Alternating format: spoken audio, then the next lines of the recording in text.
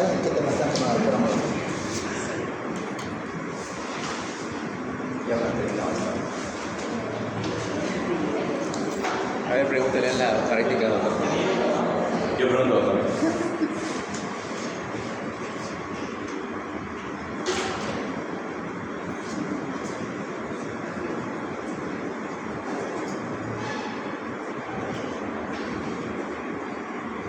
Ya. Vamos a continuar.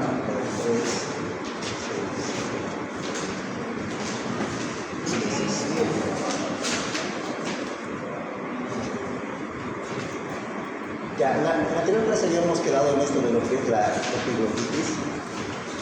Bueno, habíamos visto todo lo que son algunas patologías respiratorias de la vía aérea alta, ¿no? Entonces, uno de los temas que vamos a ir tocando también, que es muy importante, es esto de lo que es la epiglotitis, porque constituye, como quien dice, una urgencia médica. Cuando nosotros estemos ante estos pacientes, van a ver que estos niños son como quien dice, son niños que van a estar como queriéndose ahogar, o sea, con un distrés respiratorio muy importante y tienen esa sensación de que están muriendo, pues, ¿no? Entonces, ¿qué es una epiglotitis? Prácticamente ustedes no podemos definir. Todo lo que termina con itis ya sabemos que es una inflamación, ¿no? Entonces, esto va a ser un proceso prácticamente inflamatorio de lo que es la epiglotitis. Ustedes pueden ver aquí, seguramente también en sus clases de reanimación ya han visto bastante esto, ¿no? Para la intubación. Esta parte de lo que es la epiglotitis, cuando está afectada por algún proceso infeccioso, por algún proceso que hace que exista un proceso inflamatorio en esta estructura, pues vamos a tener esto, ¿no? Lo que es la epiglotitis. Este proceso nosotros lo vamos a tener que identificar lo más pronto posible. ¿Por qué? Porque prácticamente constituye una urgencia vital.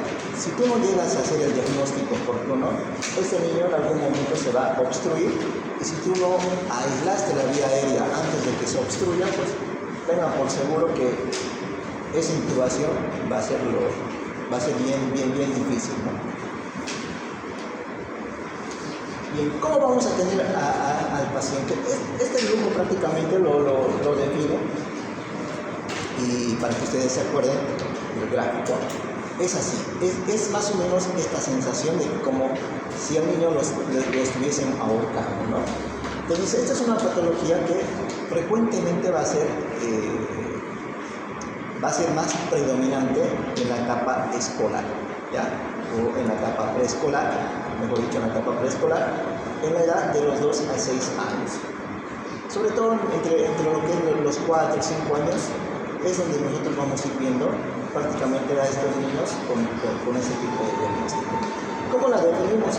Con este término, para que se acuerden ustedes, aerragia. La A, que prácticamente va a ser un proceso inflamatorio de todo lo que son las vías respiratorias, pero en este caso principalmente la parte de la epiglotis. Entonces, esta parte de este proceso inflamatorio, ¿qué va a pasar? Va a producir un proceso obstructivo y va a producir todo lo que es esa sensación y todo lo que son los signos y síntomas de dificultad respiratoria. Entonces, ¿qué vamos a tener? Vamos a incrementar el pulso, vamos a tener a un niño que va a estar bastante inquieto. ¿Por qué? Porque va a tener también esa sensación de querer, como que dice, salvar su vida y se va a tornar muy inquieto, ¿no? Hay algo típico también de estos niños que se tornan en una posición, como quien dice, de reposo. Entonces, es más o menos una posición antero, o sea, es como si estuviesen apoyando hacia la parte anterior, y esa sensación les da o les alivia de alguna manera para poder hacer que la vía aérea superior pues se torne libre, ¿no? Bueno, ¿qué vamos a tener? Retracciones, vamos a tener un aumento de la ansiedad, vamos a tener lo que es esto del estridor inspiratorio. Ustedes ya en la anterior clase hemos visto que hay varias patologías que presentan lo que es este estridor, ¿no? Entonces las vamos a diferenciar, los que son producidas en la etapa expiratoria y las que son producidas en la etapa inspiratoria, ¿no? Entonces, esta es una de las patologías que vamos a tener, un estridor inspiratorio. Entonces el niño se va a tornar jadeante, se va a tornar con bastante salivación o babeo, y pues vamos a tener lo que es prácticamente la clínica, principalmente a esta bacteria que es el Haemophilus influenza tipo B. Anteriormente, antes de que se implante lo que es la vacuna, si recuerdan ustedes, cuando hablamos de la vacunación, pues tenemos ya una forma de poder prevenir esto, ¿no? Anteriormente, pues, antes de que se instale lo que son el proceso de vacunación, etcétera, la bacteria más frecuente pues era esta, ¿no? El Haemophilus influenza tipo B, la que principalmente estaba asociada con estos cuadros de lo que es la epiglotitis. ¿Okay? Entonces después tenemos lo que es el Streptococcus pneumoniae, Staphylococcus aureus, perdón.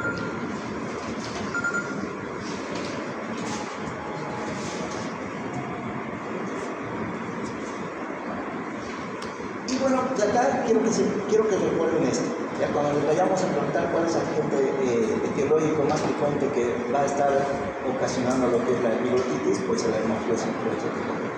Incluso podemos colocarles antes de lo que era el inicio de las vacunaciones, ¿verdad? Pues ahora con la vacunación pues no es muy común verlos, pero de todas maneras, como ya habíamos comentado en la clase, que el proceso de vacunación en cuanto a su cobertura estábamos en caída por esto de lo que es el COVID, etcétera, ¿no? Pues, pero aún vamos viendo estos casos. Entonces, ¿cuál va a ser la clínica?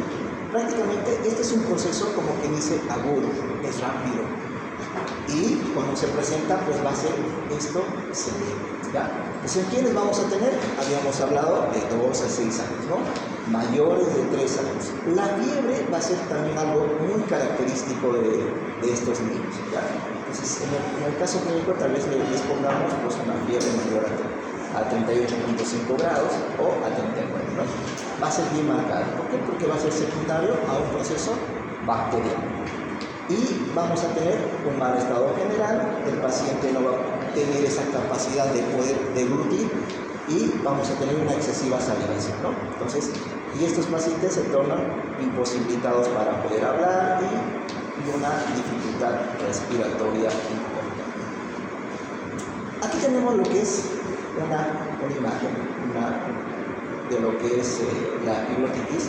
Prácticamente este es un paciente, como quien dice, intubado, y podemos ver que prácticamente no tenemos esta abertura, ¿no? Entonces no tenemos esta vía aérea, como quien dice, permeable, ¿no?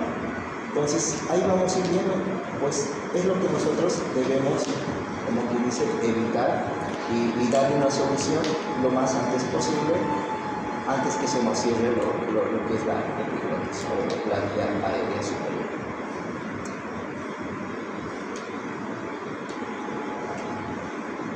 Ahora, en lo que es el diagnóstico, más lo vamos a hacer la parte, como dicen, es más clínico esto de lo que es el diagnóstico. Y van a haber algunos estudios que vamos a tener, como quien dice, por lo menos de trazarlo tal vez un poco.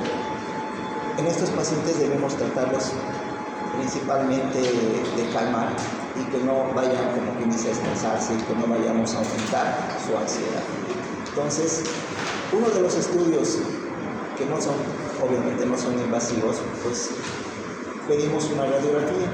En la radiografía, pues hay una imagen muy característica que es el signo del pulgar. Entonces, más o menos por acá ustedes van a ver una imagen que más o menos va a asemejar como si uno le pusiera, como quien dice, el dedo ahí o la huella, ¿no?, del dedo pulgar. Entonces, más o menos esta imagen característica que nos va a mostrar en una radiografía, ¿ya? Y bueno, pues por esta obstrucción, pues vemos también que esta cavidad pues está con un gran aumento o retención de lo que es de aire, ¿no? Si ustedes recuerdan, esta era otra de las patologías que habíamos hablado anteriormente o en la anterior clase, que era el tubo subglótico, ¿no? Que era también algo típico en las radiografías, que íbamos a evidenciar esto de lo que es el signo del campanario, etcétera, ¿no? Entonces, el signo del campanario. Pero, recuerden ustedes, este es el signo de una epiglotitis, ¿ya? Y este es el signo del campanario, es el signo de un tubo subglótico. Entonces, si ustedes recuerdan, en la anterior clase hemos visto patologías que van a afectar a lo que es alrededor de lo que es la glotis o por debajo de lo que es la glotis, incluso lo que son las cuerdas vocales, pues vamos a ir teniendo nosotros patologías específicas. Entonces, ¿qué vamos a hacer con este niño? Pues vamos a tener que disminuir la ansiedad. Esto está prohibido. Si ustedes hacen ese diagnóstico o por lo menos sospechan que se trata de una epiglotitis, es pecado que quieran ustedes, como quien dice, fijarse su garganta, fijarse cómo están las amígdalas, etc. Entonces, esto va a contribuir a que tu paciente se complique más. Incluso hace que en algunos casos, pues, al hacer este procedimiento, pues, haces que se tape la vía aérea y tienes que inmediatamente intubarlo, ¿no? Y si te pasa eso, pues tenlo por seguro que va a ser bien difícil. Entonces no vamos a examinar la garganta, vamos a tratar de colocarle en una posición de confort. El mismo paciente hace esa posición y debemos tener preparado lo que es nuestra bandeja de traqueotomía o un tubo endotraqueal disponible, ¿no? Entonces disminuir la ansiedad. En algunos casos pues también podemos utilizar lo que son las nebulizaciones o las humidificaciones, pero que sean de estas características, ¿no? Fría. Y obviamente si al paciente le va a faltar oxígeno, si va a estar desaturando, etcétera, pues le vamos a dar oxígeno, ¿no? Y esto de lo que es NPO, de lo que no le vamos a dar nada por vía oral, todo va a depender del cuadro respiratorio y de la gravedad en la que se encuentra el paciente, ¿ya? Entonces, obviamente si está con una dificultad respiratoria muy importante, pues obviamente lo vas a tener que dar su aporte todo por vía endovenosa. Ustedes ya saben ya calcular y todo eso, cuál es el requerimiento del aporte de líquidos, por la edad, por el peso, etc. Entonces, ya lo vamos a poder, como que dice, vamos a poder iniciar lo que es el tratamiento. Bueno, entonces, vamos a resumirlo de esta manera, ¿no? Entonces, esta es una urgencia, prácticamente, debemos tratar de que el paciente esté tranquilo, esté cómodo, tratar de lo posible que no esté, como que dice, llorando. Y en ese momento tampoco nosotros no debemos exigir estos exámenes complementarios, ¿ya? Entonces, mandarles al laboratorio a que se haga un examen de sangre, mandarles sobre todo a esto, ustedes van a ver que en el mismo laboratorio pues va a estar haciendo su PAC, ¿no? Y luego con otras complicaciones más serias, ¿no? Entonces, y esto, de lo posible, siempre tratar de que el primer intento de la intubación pues lo haga una persona que sea pues experta, pues, ¿no? O que tenga mayor experiencia en la intubación, porque de lo posible debemos tratar de intubarlo en la primera, ¿no? Bueno, estos pacientes van a ir obviamente a una unidad de cuidados intensivos, vamos a colocarles o vamos a tener una intubación orotraqueal, les vamos a dar un aporte de oxígeno, vamos a hidratarlo. Y posteriormente, cuando ya estemos aislados o ya esté aislado la vía aérea, pues básicamente ahí vas a poder ya hacer tus estudios complementarios, ¿no? Le pedirás un hemograma, le pedirás un hemocultivo, si tiene alguna secreción, pues tomarás algún cultivo de secreción, y el antibiótico en estos casos, el de elección, pues se dice que es la ceftriaxona. ¿A cuánto? A 50 miligramos kilogramo día, ¿ya? Pues podemos darle cada 2 o cada 24 horas, pues dependiendo a nuestro manejo, ¿no? Bueno, ahí vamos a ir. Bueno, esta es una radiografía donde básicamente vemos lo que es el proceso inflamatorio de la epiglottis y la parte de la obstrucción. Bueno, esa sería la parte de lo que es el primer tema que teníamos pendiente por concluir en la anterior clase. Pues ahora vamos a hablar de otra patología que también es muy importante.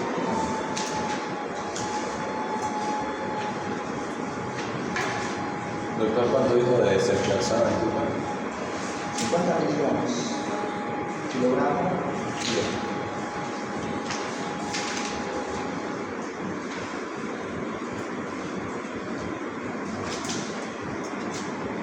Tenemos una nota también, al final les vamos a iniciar. ¿Quiénes se van a ir?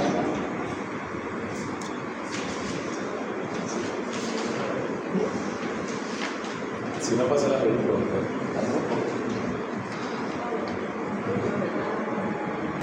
De hacerlo lo más rápido posible.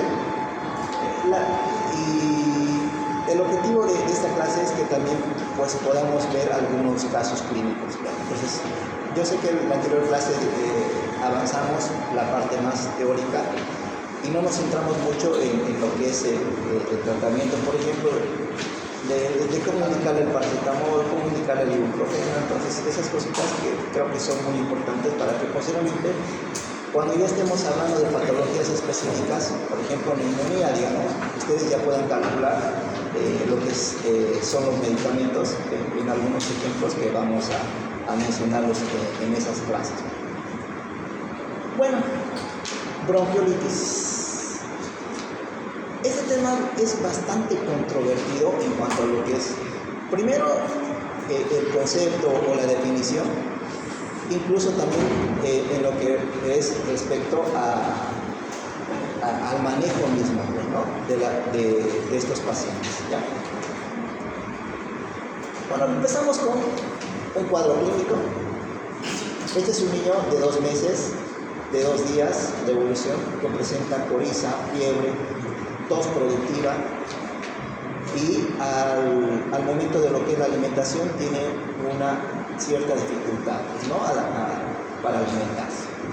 Al examen físico es un paciente hidratado, está normocoloreado o rosado, se evidencia un leve aleteo nasal con una frecuencia respiratoria de 62 por minuto, una frecuencia cardíaca de 142 por minuto y una temperatura rectal de 38.2 grados centígrados.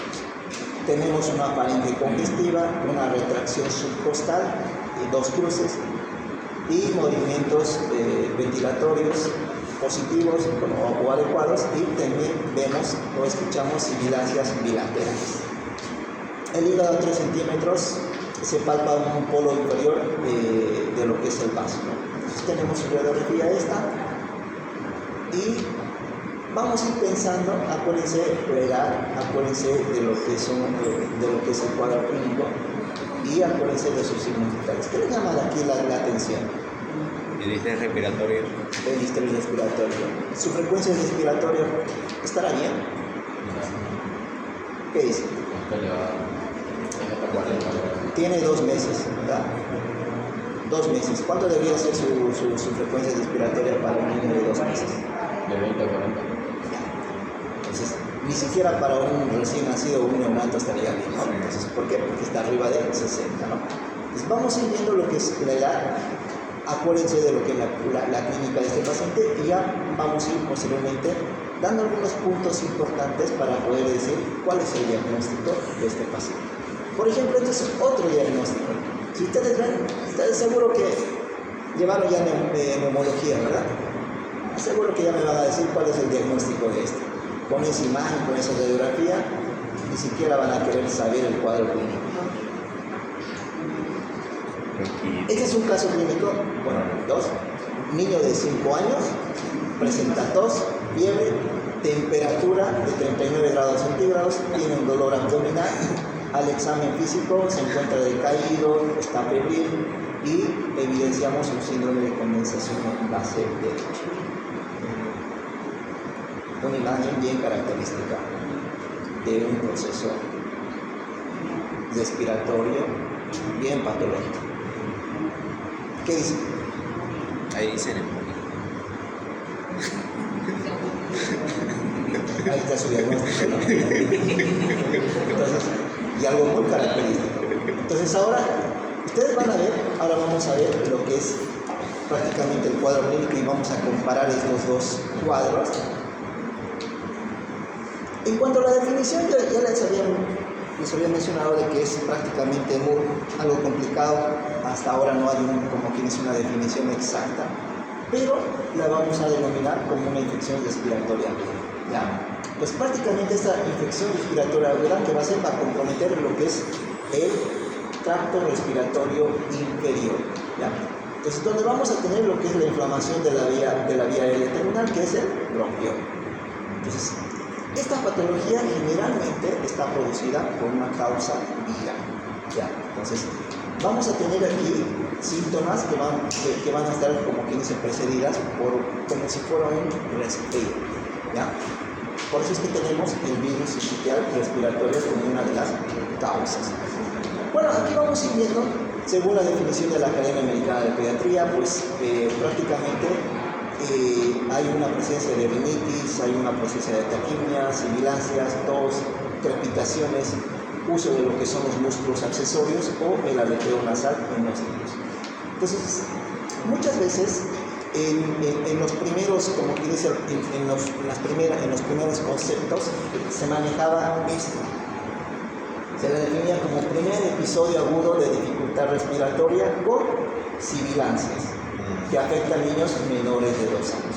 Entonces, esto anteriormente era como quien dice una regla de oro para decir que estamos ante un niño con una bronquiolitis. Era niño con sibilancias, menor de 2 años y su primer cuadro, como quien dice, su primer cuadro sibilante, ya uno lo consideraba como una bronquiolitis. Pero este concepto ya básicamente se ha llegado, como quien dice, a ampliar.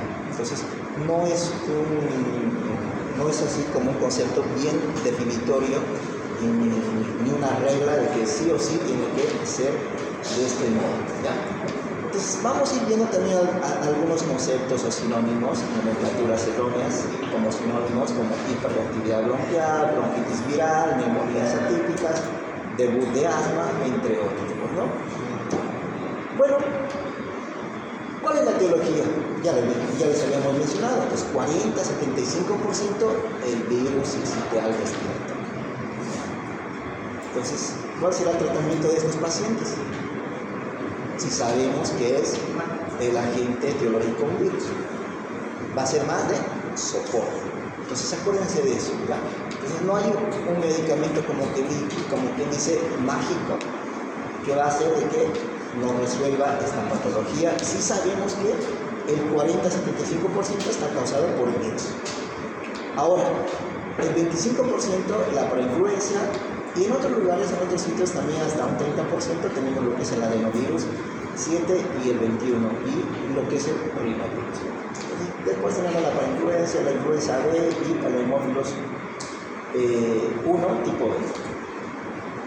Ahora, ustedes recuerdan el cuadro clínico, pues estas son las características que vamos a tener ante estos pacientes con una bronquiolitis. Entonces, acuérdense, niños menos de 2 años va a ser un cuadro y como que dice, si tiene sibilancias, pues vamos a estar pensando en este cuadro. Sobre todo niños menores de 1 año y hasta lo que son los 2 años, especialmente de 2 a 6 meses. Y tiene sí una relación, como que dice, una predominancia en el sexo masculino, con una relación de 1 en 5 o de 1.7 en 1. Entonces, más vamos a ver en niños en comparación con el otro sexo, ¿no? Y esto de lo que es estacional, igual, la parte de otoño, invierno e inicio de lo que es la primavera, ¿ya? Bueno, la mayoría de los niños sufren la infección en el primer año de vida y en torno al 95% lo han hecho al cumplir lo que son los 24 meses. Entonces, tengan por seguro ustedes que en algún momento van a encontrar a un niño con este cuadro. Incluso los mismos sobrinos o los mismos hijos que van a tener en algún momento pues este cuadro. Y más aún en Santa Cruz. Ustedes van a ver, los neumólogos viven de estos, o de los neumólogos viven del asma y todo eso, ¿no? Entonces, la rinitis y estos procesos alérgicos, pues aquí en Santa Cruz, pues la pasan bien, ¿no? Por las mismas características epidemiológicas y los factores de riesgo que vamos a ir viendo, ¿ya? Bueno, ya saben, lactantes. Esta pregunta también, yo pensé que todos iban a contestar en su examen y hay personas que no la contestaron bien y por eso que creo que también no tuvieron una buena. ¿A quién le llamamos lactante mayor? Había en su pregunta de examen. Del año, segundo año. ¿Y por qué pusieron lactante menor? Pedillos. Vale, exacto. Entonces, y en esas cositas, miren, vamos a hablar ahora de aquí de los lactantes. ¿Cuál era la edad de estos niños que habíamos mencionado? Menores de 2 años. Ya, entonces acuérdense, en comparación con la anterior patología que hablamos, ¿cuál era la edad de una epiglotitis? La verdad, en pediatría es acordarse las edades, para que ustedes también vayan pensando en qué patología podría estar o estemos, como quien dice, ahí con ese niño, ¿no? Bueno, lactantes. 40% de las infecciones de las vías respiratorias, el 10 al 20% van a corresponder que sean estos una bronquiolitis, ¿ya? Entonces, no todos, pero hay algunos de 1 a 2% que van a hacer esta insuficiencia respiratoria grave, sobre todo aquellos que son producidas por el virus sincitial respiratorio. Entonces, hay, como hemos visto, hay varios patógenos o agentes etiológicos que van a estar produciendo esto de lo que es la bronquiolitis, ¿no? ¿Cuál va a ser el mecanismo de transmisión? Pues ustedes verán prácticamente las partículas de aire que van a ser expirados, el contacto mediante lo que es la contaminación por lo que es el tocar o rozar superficies contaminadas. Y vamos a tener esto, ¿no? La inoculación se hace por la mucosa nasal o conjuntival con un periodo de incubación de 2 a 4 días. Y de contagio una semana aproximadamente, aunque a veces se extiende hasta 3, ¿no? Entonces, estos cuadros van a ir acompañados entonces como un proceso catarral en un principio, como un proceso, como que dice, de resfrío, etc., ¿no? Entonces, tenemos un agente viral. Este agente viral, ¿cuál es la gran causa que dijimos? ¿Cuál es el agente? Sincitial respiratoria. ¿Qué van a hacer estos? Van a prácticamente invadir la mucosa del tracto respiratorio superior y van a producir todo lo que es este periodo prodrómico o catarro, ¿ya? Esos signos característicos de un resfriado. A 2 a 3 días pues vamos a tener lo que es la afectación de los bronquiolos y en este periodo pues vamos a tener todo lo que es este proceso, infiltración mucositaria, necrosis de lo que es el epitelio bronquial, vamos a tener un edema y tapones mucosos. Prácticamente este es el problema donde nosotros en un principio vamos a tener secundario a esto, vamos a tener todo lo que es ese proceso de los signos o síntomas. Entonces, esta necrosis del epitelio bronquial va a ser de que prácticamente exista un acúmulo de lo que es la secreción de la mucosa y es lo que vamos a tener como una obstrucción por lo que es la secreción. Entonces, aquí va a haber una válvula unidireccional, o sea, donde vamos a tener un atrapamiento valvular o un atrapamiento obstructivo valvular que va a producir todo lo que es esto del atrapamiento aéreo y vamos a tener esta disnea o dificultad respiratoria. Entonces, esta obstrucción puede ser parcial, puede ser total, ya dependiendo de lo que es el mismo grado de afectación, ¿no? Pues todo esto va a llevar a un proceso de lo que es la alteración de la ventilación-perfusión y si nosotros hacemos una gasometría en estos pacientes, pues obviamente vamos a evidenciar una disminución del oxígeno, vamos a ver un aumento en lo que es el dióxido de carbono y vamos a tener lo que es esto de la hipoventilación. Una hipoventilación que va a llevar a una hipoxia y una hipoxia mantenida, sostenida por ahí, te va a llevar a un óbito, ¿no? Entonces, vamos a ir viendo entonces ahora lo que son los factores de riesgo. Los factores de riesgo, si ustedes se van dando cuenta, prácticamente es casi similar a los otros factores que en las otras patologías hemos ido mencionando. Prematuridad, pacientes con cardiopatía congénita, la prematuridad que en esos niños que presentan una displasia broncopulmonar, en esos pacientes que presentan alguna inmunodeficiencia, ya sea congénita o adquirida, pues vamos a ir viendo también el proceso también de lo que es la edad. Menores de 6 semanas de vida también van a ser susceptibles por la misma inmunidad en la que se van a encontrar, ¿no? Patologías como las fibrosis quísticas, enfermedades neurológicas, metabólicas y anomalías congénitas importantes, ¿no? Van a ser factores de riesgos importantes a que puedan desarrollar estos niños esta bronquiolitis, ¿no? Ahora, algunos otros factores, por ejemplo, si nos vamos a lo que es los factores, digamos, sociales, tal vez una pobreza, un hacinamiento, vamos a ir viendo también la condición materna, el estilo de grado de la mamá, la misma alimentación de estos niños, pues también van a estar asociados a esto de lo que son los factores de riesgo, ¿ya? Bueno, ahí vemos lo que es prácticamente los periodos que vamos a tener con esta enfermedad. Periodo prodrómico o catarral, que habíamos mencionado. Segundo es el periodo de estado. Y el tercero es el periodo de convalescencia. ¿Okay? Pues en este primer periodo vamos a tener de 1 a 2 días más o menos. Y esta sintomatología es algo inespecífica y que uno, como dijimos, la va a pasar con un cuadro de resfrío o un cuadro respiratorio, ¿no? Tos, coriza, fiebre, etc. Y en el periodo de estado, aquí ya es prácticamente del tercer al quinto día, aquí ya vamos a tener lo que es la exacerbación de estos signos o síntomas, la fiebre, vamos a tener una tos seca, y vamos a tener esos accesos paroxísticos de tos productiva, disneas, y ya vamos a tener lo que es la dificultad respiratoria en estos pacientes, ¿no? Signos de dificultad respiratoria. Y en el periodo de convalescencia de 3 a 4 semanas, pues prácticamente aquí ya hay una mejoría en cuanto a lo que es el cuadro clínico, pero estos pacientes pueden presentar de una forma intermitente lo que son los accesos de tos. Bueno, ¿qué vamos a buscar al examen físico? La palpación, disminución de lo que es la expansibilidad torácica, vamos a ir buscando también la disminución de las vibraciones locales.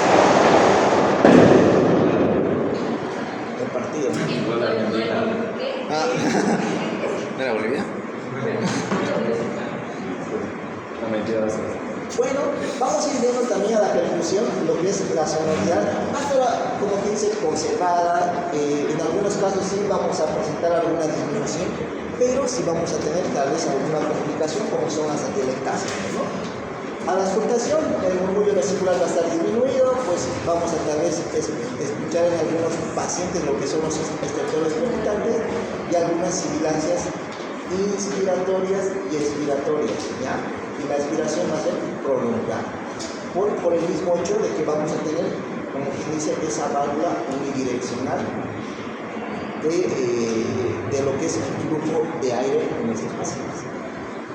Aquí vamos a tener igual ahora clasificaciones o tablas que nos van a ayudar a clasificar a estos pacientes y a decir si estos tienen un cuadro respiratorio leve, grave o moderado en todo caso, ¿no? Pues esta es la de Bierman y Pearson, tal. Bueno, simplemente para que ustedes puedan, como que dice, observarlo. La que vamos a utilizar más, pues va a ser esta escala de tal modificada, ¿ya? Entonces, ¿qué vamos a valorar acá? Prácticamente valoramos la frecuencia ya respiratoria en menores de 6 meses, la frecuencia respiratoria en mayores de 6 meses, sibilancias, la saturación y la retención, ¿ya? Entonces aquí les vamos a dar igual puntaje, pues, ¿no? Del 0 al 3. Entonces, frecuencias respiratorias en niños menores de 6 meses, pues vamos a tener menos de 40 respiraciones, pues le vamos a dar 0. Si está entre 41 y 55 respiraciones por minuto, le vamos a dar un punto. Y si está en 56 70 respiraciones por minuto, 2 puntos. Y si está mayor a 70, pues le damos 3 puntos. Pues así sucesivamente, igual en este cuadro del cuadro respiratorio en niños mayores de 6 meses. ¿Okay? Ahora, ¿qué vamos a ver? Sibilancias, saturación y retención. Las sibilancias, si no escuchamos sibilancias en estos niños, le vamos a dar un punto de 0. Pero si escuchamos las sibilancias expiratorias, le vamos a dar un punto. Pero ya si las sibilancias van a ser tanto en el proceso inspiratorio y en el proceso expiratorio, y estas son audibles por el fonendoscopio, pues le vamos a dar 2 puntos. Pero si estos son ya audibles sin necesidad del fonendoscopio, pues le vamos a dar 3 puntos. ¿Ya? Entonces, veamos también la saturación, pues para que ustedes recuerden, esto es un punto muy importante actualmente y es lo que hace esta tabla. Saturaciones mayores al 95%, pues obviamente van a ser 0. Entre 92 y 94% le vamos a dar un punto, y entre 90 y 91% le vamos a dar 2 puntos, y menos de 89 pues le vamos a dar 3 puntos. ¿Ya? Entonces aquí nos vamos a acordar de este número del 92. Ya vamos a ir viendo cuando hagamos un caso clínico, vamos a ir viendo estas características. Retracción, en la primera pues no vamos a evidenciar. Cuando tengamos un valor de un punto, pues vamos a tal vez evidenciar retracciones leves, subcostales o intercostales, y para 2 puntos van a ser estas moderadas, que van a ser intercostales, y 3 puntos aquellas que van a ser intensas, tanto intercostales como supraesternales, y lo que es esa sensación de sentir o el bamboleo, ¿no? el cabeceo. Bueno, vamos a ir viendo, básicamente, en el examen probablemente les pongamos un cuadro clínico, digamos. Tenemos un niño que tiene 8 meses y este paciente tiene una frecuencia respiratoria de 45 y a la auscultación pulmonar auscultamos sibilancias expiratorias y tiene una saturación de 94. Y se evidencia un leve alete o una leve retracción subcostal. ¿Cuánto de puntaje de tal modificado le vamos a dar a este paciente? Si sospechamos de una bronquiolitis aguda. ¿Cuántos creen? ¿Cuántos meses de 8 meses. 8 meses. Uno, que leve la tensión. ¿Cuánto le dan? ¿Cuántos puntos le dan? 1 por la saturación y el tiraje leve. Digo saturación de 24 y tiraje subcostal leve. Pues sibilancia respiratoria. Le daríamos como unos 4 puntos, ¿no? Porque casi prácticamente les dije todo esto. Bueno, vamos a ir contando. 1, 2, 3, 4 puntos. Se le da sumado. En algunos vamos a ir sumando estos puntos y de acuerdo a eso vamos a ir, como quien dice, catalogándolo cómo va a ser. Entonces, menores de 5 puntos van a ser estos leves, entre 6 y 8 puntos va a ser moderado y mayor a 8 puntos va a ser un cuadro severo. ¿Ya? Entonces, eso nos va a permitir a nosotros saber, por lo menos guiarnos en cuanto a lo que es el manejo, si estos pacientes necesitan una internación o si estos pacientes podemos, como que dice, manejarlos tal vez ambulatorio. Entonces, ¿para qué sirve hacer todo lo que es esta evaluación de la severidad de la obstrucción del cuadro bronquial? Entonces, mide el grado de compromiso cardiorrespiratorio, vamos a ver la gravedad del cuadro y vamos a también utilizarlo para hacer el seguimiento y la evaluación del cuadro, ¿no? Entonces, como les había dicho, saturaciones menor a 92%, este paciente ya es una condición para internación. Entonces, manejo hospitalario. Bueno, este es otro tipo de escala de Downs modificada por Ferris, igual para que ustedes simplemente lo conozcan. También no les vamos a preguntar de esto, lo que queremos es que la otra tabla sí la puedan, como que dice, aprender, ¿ya? ¿Cuáles son los criterios de diagnóstico? Pues obviamente vamos a ir nosotros primero a ver, ¿qué dijimos? Los factores de riesgo. todos los factores de riesgo que ya hemos mencionado, pues, ¿no? Vamos a ver incluso también la edad, probablemente nos pueda guiar en este diagnóstico. Vamos a ir viendo también lo que son los factores ambientales, los antecedentes patológicos, obviamente la clínica y algunos laboratorios para poder confirmarlos, pero no son necesarios. Prácticamente el diagnóstico lo vamos a hacer de una forma clínica.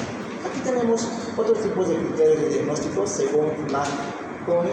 En el 83 pues decían o manejaba estos conceptos, ¿no? Signos de enfermedad respiratoria vírica, lo que ya habíamos mencionado, que prácticamente va similar a un cuadro respiratorio como un resfrío, y vamos a tener aquí una disnea respiratoria, vamos a tener un recomienzo agudo, la edad va a ser igual o inferior a 24 meses o 2 años, y vamos a tener signos de estrés respiratorio que pueden ser típicos de una neumonía o pueden ser unos cuadros que, como los denominamos, atopías, ¿no? Entonces, esto del primer episodio en la práctica equivale al primer episodio agudo de sibilancias, precedido de un cuadro respiratorio de origen viral en niños menores de 2 años. Entonces, ¿qué vamos a pedir? Tal vez un hemograma. En el hemograma vamos a encontrar un proceso leucocitario, leucocitos con predominio linfocitario. ¿Por qué predominio linfocitario? Porque es un cuadro viral. Eso, los linfocitos van a estar dentro. Entonces, la velocidad de eritrocimentación, pues, que nos valora también lo que es el proceso inflamatorio, pues va a ser normal o puede ser que esté elevado. Esto de la saturación de oxígeno, como ya les dijimos, es importante que valoren, ¿ya? Saturaciones de oxígeno de 90 a 92, internación. Ustedes se recuerdan cuando estábamos en esas épocas de COVID, ¿qué hacían? Lo primero que hacían era ver cómo estaba saturando, ¿no?, los pacientes. ¿Y qué saturación les llamaba la atención en los adultos? Menos de 90. Menos de 90, decían, este ya está comprometido, ¿no? O está fregado. Entonces, vamos a ir viendo, para nosotros va a ser esto de 92, ¿ya? Acuérdense de eso.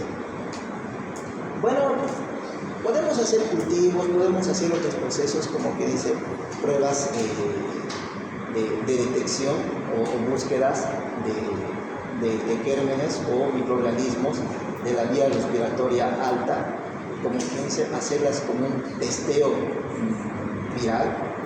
Entonces, y ahí pues obviamente vamos a ir teniendo el aislamiento del virus sincitial respiratorio en la mayoría de las veces, pero en algunos casos pues van a ser de otro tipo, ¿no?, como los que ya hemos mencionado. Como un examen complementario podríamos, como una manera de hacer un diagnóstico diferencial, podríamos ir manejando una radiografía, ¿no? Entonces, en la radiografía, sobre todo aquí vamos a ir buscando lo que son las complicaciones, ¿ya? Entonces, probablemente tengamos un atrapamiento de aire.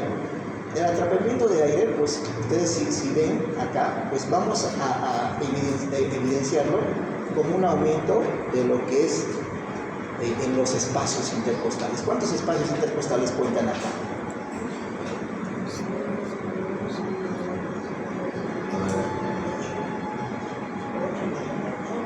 8. ¿Y cómo aprendimos que a partir de cuánto hablamos de como quien dice, de un aumento de estos espacios intercostales? ¿Cuántos son en los adultos? Ya llegó una buena inspiración, lo normal que se debería contar son de 10, ¿sí? ¿Para qué buena inspiración? Aceptable de 7 a 8 menores a 6 años. Eso. Nosotros aquí en pediatría más o menos vamos a ir viendo entre 6 y 7 espacios intercostales, ¿ya? Pero miren acá, prácticamente vemos un aumento de lo que es toda lo que es esta estructura, ¿no? Incluso no sé si les llama la atención lo que es el espacio o el borde diafragmático. Entonces, no tiene esa cúpula, ¿no?, hacia la parte superior. Entonces, es por eso, como hay una obstrucción de la vía aérea, pues, no hay un escape, hay un atrapamiento de lo que es el aire, pues es por eso que estos pulmones se van a hiperinsuflar y van a producir esta imagen en la radiografía. Bueno, aquí vamos a tener también otros tipos de condensaciones, aumento del broncograma aéreo, pues aquí podemos verlo, no tan claro, pero podemos ver aquí un aumento de la trama broncovascular también. Vamos a ir viendo también infiltrados intersticiales y vamos a ir viendo algunas otras complicaciones. Por ejemplo, esta es una radiografía anteroposterior y lateral, ¿no? Aquí vamos a ir viendo, miren, no sé si es visible, la horizontalización costal, ¿ya? Y ahí vamos a ir viendo también la hiperinsuflación pulmonar. Aquí sí van a poder contar cuántos espacios intercostales está bien clarito, ¿no? 1, 2, 3, 4, 5, 6, 7, 8, y eso casi como 9, ¿no? De 8 a 9. Hiperinsuflación pulmonar. Y ahí, aquí también podemos ver lo que es el aplanamiento de lo que son las cúpulas diafragmáticas, ¿no? Bueno, en este perfil igual vamos viendo lo que es el aumento del diámetro antero-posterior y también podemos ver el aplanamiento de lo que es la cúpula diafragmática, ¿no? ¿Qué complicaciones vamos a ir teniendo? En estos niños vamos a tener atelectasias, neumonías, incluso hasta los neumotones. ¿Cuál es el tratamiento? Pues básicamente el tratamiento es de soporte. Es de soporte, como ustedes recordarán cuál es el agente biológico, pues básicamente aquí vamos a hacer el tratamiento de soporte. Vamos a tratar de mantener lo que es la vía aérea superior, que esté libre, permeable, y vamos a monitorizar todo lo que son los signos vitales y vamos a tener bastante cuidado en observar lo que es la saturación de oxígeno, ¿no? Si recuerden ustedes, menos del 92% de saturación de oxígeno, paciente que debe ser internado. Entonces las saturaciones idealmente deberían mantenerse mayor a 94%.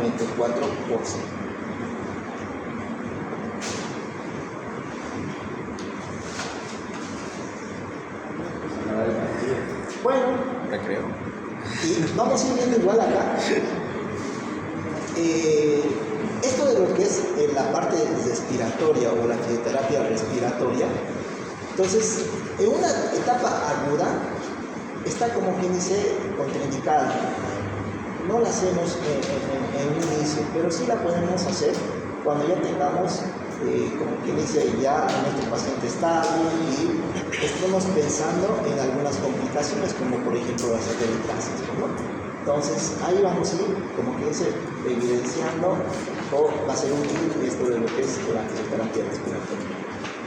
Bueno, ¿cuál es el tratamiento? Obviamente, dependiendo de lo que es la saturación de oxígeno, le vamos a dar oxígeno si se quiere, ¿no? Oxigenación adecuada. Y uno de los tratamientos actualmente manejados es este. Es la oxigenoterapia de alto flujo, ¿ya? No todos los hospitales tienen este tipo, pero pues una de las mejores medidas antes de intubarlos, entonces da como buen resultado y evita que estos pacientes pues sean intubados en los casos graves, ¿no? Entonces aquí vamos a instaurar, si la saturación de oxígeno es menor al 92%, pues le vamos a dar una oxigenoterapia de alto flujo. Vamos a tratar siempre de mantener que esa saturación sea mayor al 94%. Y el flujo que vamos a instaurar en estos puede ser de 6 litros por minuto o 1 litro por kilogramo. Y menores de 10 kilogramos, pues les colocamos a 2 litros por kilogramo por minuto, máximo hasta 20 litros por minuto. Y en los mayores de 10 kilogramos, 2 litros kilogramo minuto para los primeros 10 kilogramos, más 0.5 litros kilogramo minuto por cada kilogramo por encima de los 10, ¿ya? Hasta un máximo de 40 litros por minuto. Bueno, vamos a iniciar con FiO2 del 50-60%. Entonces, si este paciente requiere mayor al 60% de la FiO2, ya es un paciente candidato para nomás intubarlo y acoplarlos al ventilador. Doctor, una pregunta. ¿El oxígeno, la oxigenoterapia de alto flujo funcionaría como una cánula para ellos? Es más o menos así, es más o menos como una cánula nasal, es la misma textura, pero aquí el equipo ya le puede dar mayor flujo. Si ustedes alguna vez han colocado, han visto en el hospital, nosotros por una simple, como que dice, una simple cánula nasal, ¿hasta cuántos litros pueden poner? Así. Hasta 5 en los adultos. En los niños hasta 2. Entonces, porque después eso pues ya les produce irritación, etc., ¿no? Pero estas cánulas de alto flujo permiten pues que podamos manejar más altos flujos. Ya, entonces es un equipo especial, porque no todos los hospitales la tienen, el equipo, pero pues es una medida muy importante para poder evitar de que estos pacientes pues sean intubados. Tratamiento de soporte, pues básicamente ya vamos viendo el apoyo, la posición del pito dorsal, vamos a controlar la temperatura, pues si está con fiebre, pues vamos a darle algún antitérmico y vamos a mantener la hidratación, ¿no? Es muy importante la hidratación de acuerdo a su distrés respiratorio, pues va a ser por vía oral o puede ser endovenoso, ¿no? Y la alimentación, pues si la frecuencia respiratoria es mayor a 60 por minuto, pues le vamos a dar una alimentación a través de una sonda nasogástrica, y si es mayor a 60 a 80 respiraciones por minuto, pues obviamente la vamos a suspender hasta que lo estabilicemos y compensemos ese proceso de distrés respiratorio. Ahora aquí vamos a ir viendo varios medicamentos que en algún momento se llegan a utilizar, ¿no? Pero no es así como una regla de oro utilizarlas, todos estos medicamentos que vamos a ir mencionando. La verdad es de acuerdo a cada centro hospitalario, al manejo de cada hospital y sobre todo pues a su experiencia, ¿no? Entonces en alguna literatura ustedes van a evidenciar, por ejemplo, el uso de broncodilatadores, algo restringido en estos pacientes, pero en algunas literaturas también van a ir evidenciando que sí les funciona, pues, ¿no? el uso de estos broncodilatadores. Pero bueno, es de acuerdo a lo que es el ambiente mismo donde se llega a manejar a estos pacientes y de acuerdo al protocolo de cada institución, ¿no? Pero vamos a conocer algunos medicamentos que podríamos manejar.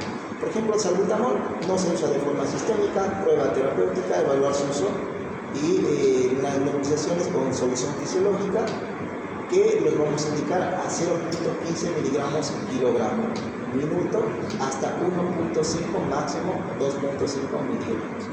A un flujo de 6 o 8 litros por minuto. Entonces, eso del salbutamol, muchas veces ustedes seguramente en algún momento van a ver que nos nebulizamos con gotitas de salbutamol, ¿no? Y mezclado con solución fisiológica. Alguna otra forma también para poder calcular, digamos, de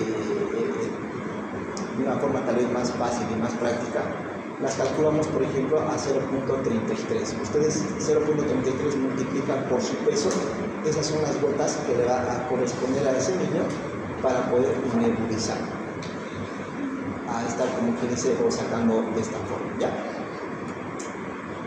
Bueno, ¿qué más? Adrenalina. La adrenalina disminuye el edema de la vía aérea y la secreción de moco. Entonces, en estos procesos, como que dicen, obstructivos graves, es uno de los medicamentos que sí te puede salvar hartísimo. ¿Por qué? Porque vamos a tener esta funcionalidad, ¿ya? Entonces, y esta la vamos a utilizar también nebulizada y vamos a tener una mejoría clínica y vamos a tener una mejoría en cuanto a la oxigenación y la podemos administrar cada 4 a 6 horas, dependiendo del cuadro clínico que tengamos, ¿no? Obviamente siempre controlando lo que es la frecuencia cardíaca, porque esto se puede como que taquicardizar, ¿no? Y si no hay respuesta, se suspende a los 30 a 60 minutos y se buscan otras opciones, ¿no? La adrenalina nebulizada de rescate ya prácticamente en bronquiolitis agudas moderadas a graves, donde dice que tiene una buena respuesta o un buen beneficio el uso de esta terapia, ¿no? Nebulizar de 1 a 3 miligramos con solución fisiológica, un flujo de 6 a 8 litros por minuto y una dosis de 0.5 miligramos kilogramo máximo a 3 miligramos. Entonces, muchas veces esto nos salva hartísimo también a que estos pacientes hasta incluso puedan internarse, ¿no? Entonces, presentan una gran mejoría con esto. En algunos casos también vamos a utilizar lo que son los corticoides o broncodilatadores en forma de lo que son los aerosoles. ¿Ya? Tenemos aquí la beclometasona en menores de 12 meses, la beclometasona más salbutamol en mayores de 12 meses, y aquí prácticamente hacemos PAP de estos medicamentos. Generalmente estamos indicando 2 PAP de estos cada 10 minutos, 3 veces, o cada 4 horas, 6 veces, y vamos a ir viendo de acuerdo a la estabilidad o respuesta misma del paciente. Pues, ¿no? Pacientes estables podemos hacerles 2 PAP cada 6 horas, de 5 a 7 días, pues, ¿no? para tenerlos como un tratamiento de mantenimiento. Bueno, también tenemos el uso de lo que son el suero salino hipertónico, pues, ¿no? Que es una forma de preparación cuando no tenemos los otros medicamentos. Podemos prácticamente hacer este preparado, ¿no? Que simplemente es hacer las conexiones o hacer lo que es la regla de 3, que vamos a hacer un ejercicio posteriormente. Nebulizaciones asociadas a broncodilatadores, y vamos a prácticamente tener, por ejemplo, una de las recomendaciones, por ejemplo, de este hospital, 12 de octubre de Madrid, en las bronquiolitis moderadas a graves, cuando tengamos para mantener una saturación mayor del 92%, hacemos una prueba terapéutica con salbutamol y hacemos prácticamente a 0.03 ml kilogramo dosis, y haciendo con un minuto de 0.25 ml máximo a 1 ml. Es una prueba que no quiere ser una prueba terapéutica para ver si podríamos instaurar este tratamiento. Pues, ¿no? Si no responde al salbutamol, pues recién hacemos el uso de lo que es la adrenalina nebulizante, como ya habíamos mencionado anteriormente, ¿no? Y a 0.5 ml kilogramo, máximo 3 ml, más 2 ml de solución fisiológica cada 6 horas. Bueno, en algunos tratamientos igual vamos a ver lo que es esto de la ribavirina. Aquí vamos a ir viendo, pues prácticamente se administra durante 3 días esto. Prácticamente aquí vamos a tener algunas características quienes van a ser candidatos al uso de estos. Prácticamente a lo que son los pacientes afectados con alguna cardiopatía congénita complicada, que tengan el antecedente de prematuridad, que hayan quedado con esa secuela de la displasia broncopulmonar, fibrosis quísticas, enfermedades pulmonares y los recién nacidos prematuros, ¿no? Sobre todo aquellos recién nacidos prematuros menos de 32 semanas, entonces podrían estar como que catalogados en esta área, ¿ya? Y los de menos de 6 semanas de edad. Los que van a ser afectados por alguna enfermedad o tratamiento inmunosupresor, o aquellos pacientes críticamente enfermos con o sin ventilación mecánica, ¿no? Y obviamente los hospitalizados expuestos a riesgos de que el cuadro se vaya a complicar y vaya a ser grave para este grupo de edad. Otro medicamento que también actualmente está siendo bastante, como que dice, recomendado, es el uso del palivizumab, ¿ya? Le damos a una dosis de 15 miligramos kilogramo dosis, intramuscular dosis, y este es un anticuerpo de IgG monoclonal humanizado y tiene una gran eficacia en el tratamiento de los virus sensitivos respiratorios en la prevención, ¿no? Y no está indicado en el tratamiento de la enfermedad por virus sensitivo respiratorio una vez establecido, ¿no? Y es más como una forma preventiva para que el cuadro clínico no sea grave, ¿no? Y sobre todo esto los damos pues, en esa temporada de la epidemia, ¿no? Incluso ese tratamiento en la parte de lo que es el área de neonatología, pues también las utilizamos en aquellos niños menores de 32 semanas y sobre todo menores de 28 semanas, como una forma también preventiva a estos cuadros, ¿no?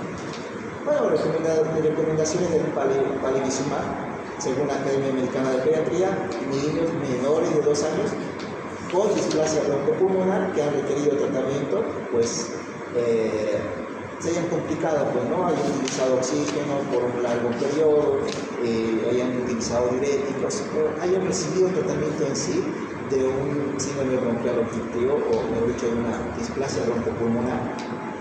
y en los 6 meses anteriores al inicio de la estación del virus sincitial respiratorio o que son dados de alta durante la misma. Entonces, hace mucho también en la estación del año, ¿no? Niños menores de 2 años con cardiopatía congénita con alguna alteración hemodinámica significativa, pues también van a ser, como que dice, candidatos al uso de este medicamento, ¿no? Y niños prematuros nacidos a las 28.6 semanas o menos, que tengan 12 meses de edad o menos al inicio de la estación del virus sincitial respiratorio, ¿no? O sean dados de alta durante la misma. Ahora, esto es igual muy importante que ustedes tienen que considerar, ¿ya? Entonces, ¿a quiénes vamos a hospitalizar? Aquellos pacientes que van a presentar una frecuencia respiratoria mayor a 70 respiraciones por minuto, y aquellos pacientes que van a tener una saturación menos de 94, y aquellos pacientes que pues presenten un gran compromiso clínico de dificultad respiratoria, ¿no? Y menores de 3 meses. Y cuando tengamos una escala de tal modificada mayor o igual a 6 puntos, y tengamos apneas, factores de riesgo, agravamiento progresivo y atelectasis, ¿ya? Bueno, tratamiento del paciente internado, pues algunas instituciones van a ir viendo ustedes también que en este manejo utilizamos lo que es la dexametasona a 0.5 a 1 miligramo por kilogramo día, y pues vamos a ir, como quien dice, bajando esas dosis de acuerdo a la respuesta clínica y también en una forma progresiva. El primer día cada 8 horas, el segundo día cada 12, el tercer día cada 24 horas. Y el uso de antibióticos, como está prácticamente establecido, cuando nosotros ya encontremos alguna patología o alguna enfermedad asociada de un cuadro de complicación, como son las neumonías, etc. Pues aquí la penicilina sódica cristalina a 200.000 unidades internacionales, kilogramo día, cada 4 horas por 7 días. Obviamente vamos a hidratarlos, vamos a mantener una buena hidratación y vamos a tener que controlar lo que es la oxigenoterapia, ¿no?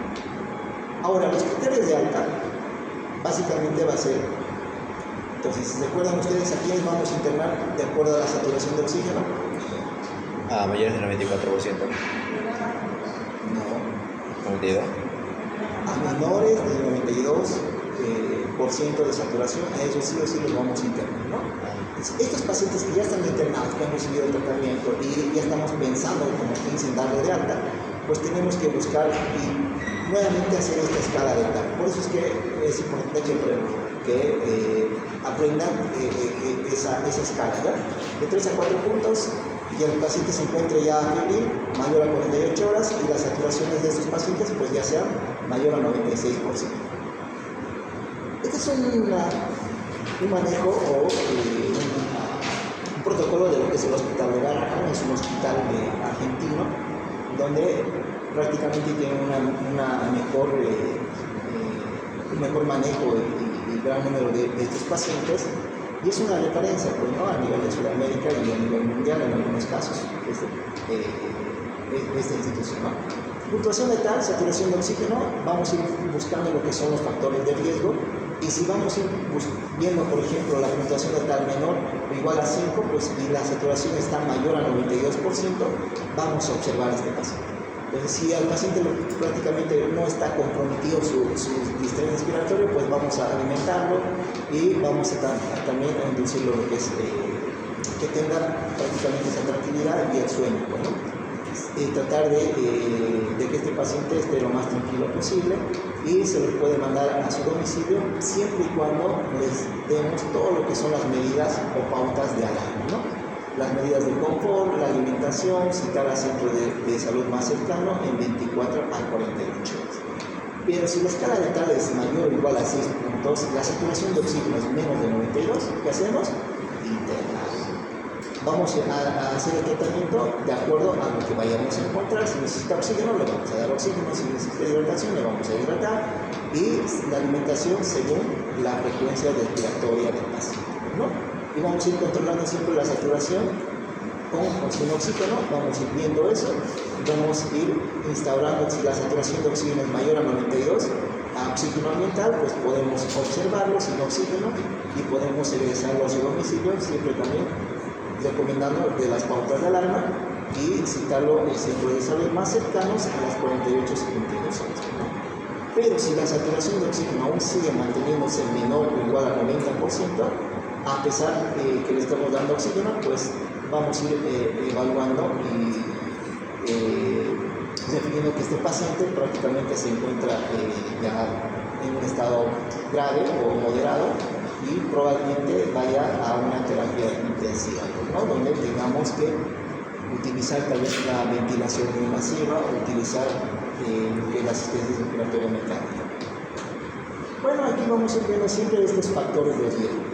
Ya saben, prematuridad, menos de 3 meses, paciente presenta apnea, el paciente presenta cardiopatía, tiene alguna enfermedad respiratoria crónica, tiene una desnutrición, la madre no inspira confianza, es inexperta o hasta el mismo grado de donde vive la familia, pues tenemos que considerar su hospitalización, ¿no? Pues si vive lejos, podemos mejor hospitalizarlo porque ese paciente no te va a llegar inmediatamente, tal vez a las 24 o no va a venir a su próximo control a las 24 horas y vamos a estar con un paciente tal vez complicado cuando ya esté retornando a su control. ¿Qué significa familia no continente? ¿Qué significa familia no continente? Generalmente cuando la familia está, digamos, en los casos de papá divorciado, ¿no? Entonces, que solo trae tal vez la mamá o lo trae solo el papá o hasta incluso lo que es la misma niñera, ¿no? Que sabe más que los papás, ¿no? Entonces ahí vamos a ir, que la familia no te inspire esa confianza, es mejor internar, ¿no? Observación prolongada o internación. Bueno, algunas observaciones, también recomendaciones de ese hospital. Observaciones de observar las narinas, no nebulizarlos así de rutina, tratar la hipertermia, realimentar al paciente lo más precozmente, no indicar fisioterapia respiratoria, como que dice, no utilizar los broncodilatadores. Por ejemplo, miren, en este hospital no recomiendan el uso de broncodilatadores de una forma como que dice inicial, ¿no? Ni tampoco lo que son los corticoides, así es que prácticamente pues vemos que el tratamiento es básicamente de acuerdo a la experiencia de cada departamento o institución, donde cada hospital ustedes van a ver que hacen su propio protocolo de atención, ¿no? Bueno, no realizar exámenes de laboratorio de rutina y no realizar radiografías de tórax también es una forma de rutina, ¿no? Entonces, ustedes ya responderán cuál era el diagnóstico de ese chico, pues era una bronquiolitis del primer caso, por su misma edad y por su primer episodio de sibilancias y su radiografía también de tórax que dice, ¿no? Y la segunda pues era una neumonía, ¿no? ¿Tienen algunas preguntas? Doctor, en caso de que venga un paciente con la misma clínica, pero supongamos que es de 3, 4 años, ¿no sería una bronquiolitis, sería un CRUP? Ahí hay puntos muy importantes que hay que considerar. La clínica, ahorita vamos a ir viendo algunos casos clínicos donde vamos a ir viendo el mismo hecho de lo que es, si ustedes recuerdan, hay distintos tipos de CRUPs, CRUP viral, CRUP bacteriano, incluso esos CRUPs que pueden ser esporádicos o momentáneos, espontáneos, ¿no? Y en esos casos vamos a ir nosotros siempre buscando primero la edad y en qué forma se instauran estos cuadros y el agente etiológico, pues sobre todo, ¿no? Pues vamos a ir viendo esos puntos. Doctor, en la neumonía, por ejemplo, como primera opción antibiótico tenemos la ceftriaxona. Hay que ver eso. Cuando avancemos en neumonías, vamos a ir viendo también los grupos de edades. No son iguales de acuerdo a la edad de instauración. El siguiente tema, la próxima clase, vamos a ver neumonías y vamos a ver asma. Entonces van a ver ustedes que la edad, y ahí van a ir como que dice tal vez un poquito complicándose eso de lo que es la edad. A partir de ahora, patologías específicas van a ser, nos van a guiar de acuerdo nos vamos a guiar de acuerdo a lo que es la edad.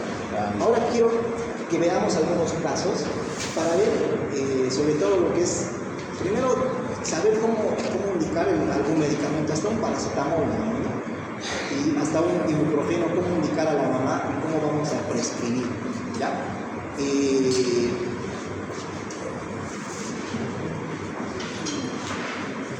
Nos vemos, Un recreo. sí, nos vemos 10 minutos.